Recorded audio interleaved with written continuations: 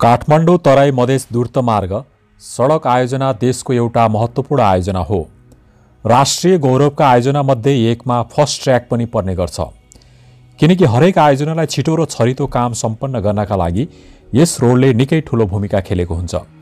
काठमाडौँ तराई मधेस यात्रा गर्दा घण्टौँसम्म समय खर्चिनु नपर्ने हुँदा हरेक सामान आयात निर्यात गर्नमा निकै कम समय लाग्नेछ।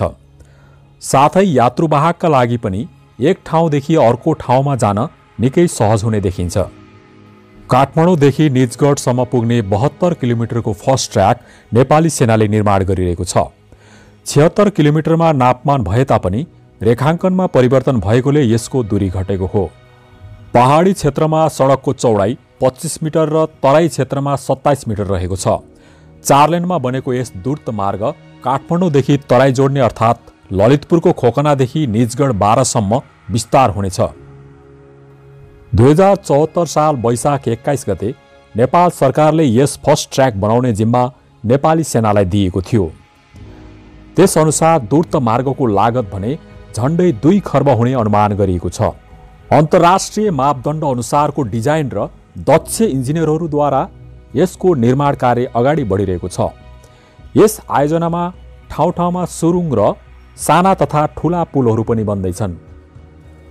2080 साल भदौ 4 गते निर्माण सम्पन्न गर्ने लक्ष्य लिएर काम थालिए तापनि कोरोना महामारीका कारण ढिलाइ हुन गएको हो।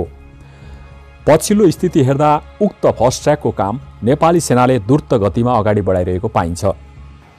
यस फस्ट ट्र्याक अन्तर्गत 87 वटा पुल र 3 वटा सुरुङ मार्ग रहनेछन्।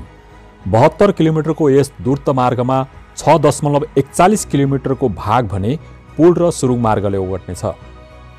काठमाडौँबाट तराई पुग्न निकै लामो समय खर्चिने अहिलेको बाध्यता यो बाटो बनेपछि हट्नेछ।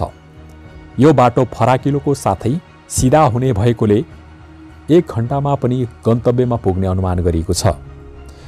यो मार्ग बनिसके पश्चात काठमाडौँ र तराईको भौतिक दूरी घट्नुका साथै यात्रा गर्दा इन्धनको मात्रा पनि खपत हुनेछ। 4 वर्षभित्र काम सक्ने गरी पुष्पकमल दाहाल प्रचण्ड नेतृत्वको सरकारले 2074 वैशाख 21 गतेका दिन द्रुत मार्ग निर्माणको काम नेपाली सेनालाई दिइएको थियो।